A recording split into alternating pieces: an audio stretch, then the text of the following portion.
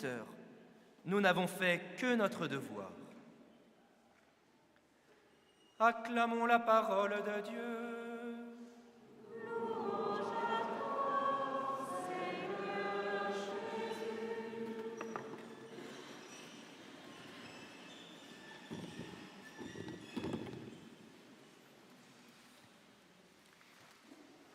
J'ai oublié d'accueillir tout à l'heure ceux qui pouvaient être nouveaux parmi nous, qui pouvaient venir pour la première fois ou depuis très peu de temps dans cette paroisse, dans cette église. Soyez les bienvenus, vous aussi. Nous sommes heureux de vous accueillir. Alors, chers frères et sœurs, que signifie la réponse de Jésus à ses disciples qui l'interrogent ?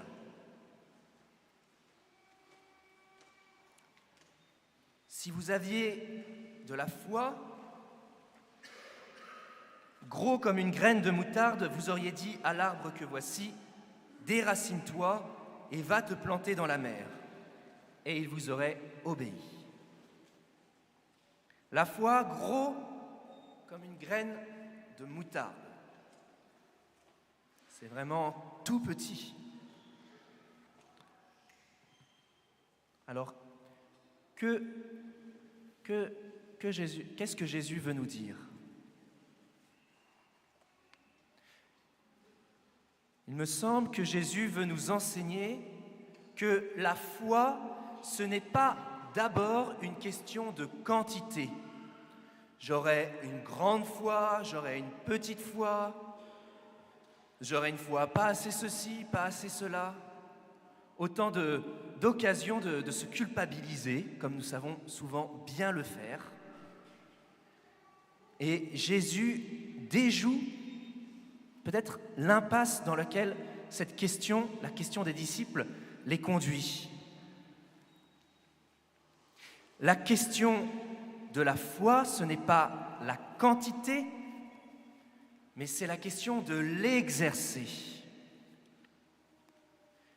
Il ne s'agit pas d'avoir une grande ou une petite foi, il s'agit d'exercer la foi, de la mettre en pratique. Parce que si on a la foi gros comme une graine de moutarde, c'est-à-dire même pas beaucoup, eh bien ça suffit pour dire à cet arbre de se déraciner et d'aller se jeter dans la mer. Alors, n'envoyons pas tous les arbres de la côte dans la mer. Et dans un autre évangile, Jésus dit même, n'utilise pas l'image de l'arbre, mais de la montagne. Alors comment mettre en pratique la foi ? Qu'est-ce que ça nous dit ? Qu'est-ce que ça nous enseigne ? Saint Paul nous rappelle, dit à Timothée, « Ravive le don gratuit de Dieu, ce don qui est en toi depuis que je t'ai imposé les mains. » Alors on peut mettre différentes choses derrière cette imposition des mains, peut-être ce qu'on appellerait aujourd'hui l'ordination, mais l'imposition des mains, c'est peut-être avant tout le don de la foi au jour du baptême. Nous allons avoir des baptêmes tout à l'heure.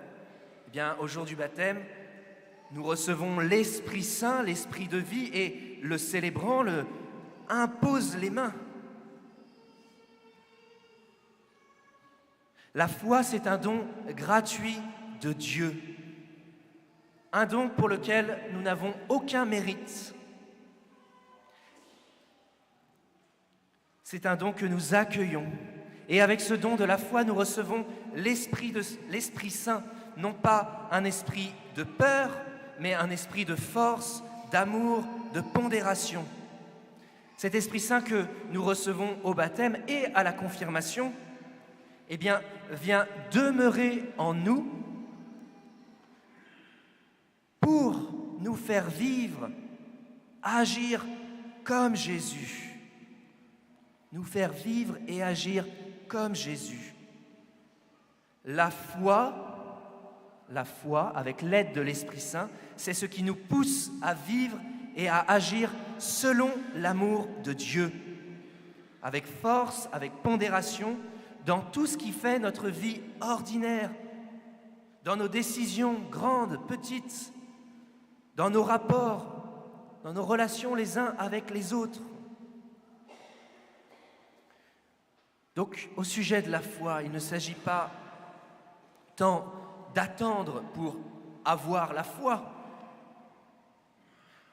C'est certes une grâce que l'on peut demander, une grâce au sens de la conviction intérieure, de la certitude qui vient nous renouveler, qui vient transformer nos vies, le fait de croire. Je crois en Dieu, je crois dans les paroles de Jésus.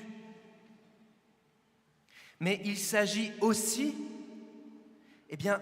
d'exercer sans attendre la foi dans notre vie. Croire et agir. Parfois, on attend un signe pour faire un pas de plus vers le Seigneur. Et c'est souvent, pas toujours, mais souvent une mauvaise piste. Parce que c'est pas en attendant les bras croisés que nous allons voir Dieu se manifester. C'est en posant des actes de foi concrets que nos yeux vont s'ouvrir à l'œuvre de Dieu dans notre vie et dans notre monde. Apprenons, réapprenons à poser des actes de foi concrets. Parce qu'il ne s'agit pas juste d'avoir la foi, il s'agit de vivre selon la foi. Par exemple, accorder un pardon quand on a été offensé, c'est un acte de foi. J'agis au nom de ma foi, j'agis au nom de Jésus qui nous le demande. Partager ses biens pour répondre à l'appel de Jésus à nous aimer les uns les autres. Choisir d'avoir un temps de prière quotidien, de dégager ce temps dans chacune de mes journées, c'est un acte de foi, de confiance. Répondre à un appel à servir, prendre du temps avec une personne plus fragile, savoir reconnaître dans une personne plus vulnérable la présence de Jésus. Tout cela, ce sont des actes de foi et la liste pourrait être complétée à l'infini. Il ne s'agit pas simplement d'avoir la foi, mais de la mettre en pratique. Si vous aviez la foi gros comme une graine de moutarde, vous diriez à cet arbre, il faut dire, il faut agir, il faut passer à l'acte. Saint Jacques, dans sa lettre, nous dit « Ainsi donc, la foi, si elle n'est pas mise en œuvre, est bel et bien morte. » Comment est-ce que, dans ma vie, ma foi m'invite à prendre des décisions que je n'aurais peut-être pas prises si je n'étais pas croyant, si je n'avais pas accueilli Jésus dans mon existence? Parfois, j'entends des personnes dire « Je ne vois pas ce que Dieu fait pour moi, ce que Dieu fait pour nous. » Alors, je réponds « Pose des actes de foi et tu verras Dieu à l'œuvre. » Oui, mais j'ai prié pour obtenir telle grâce et il ne s'est rien passé.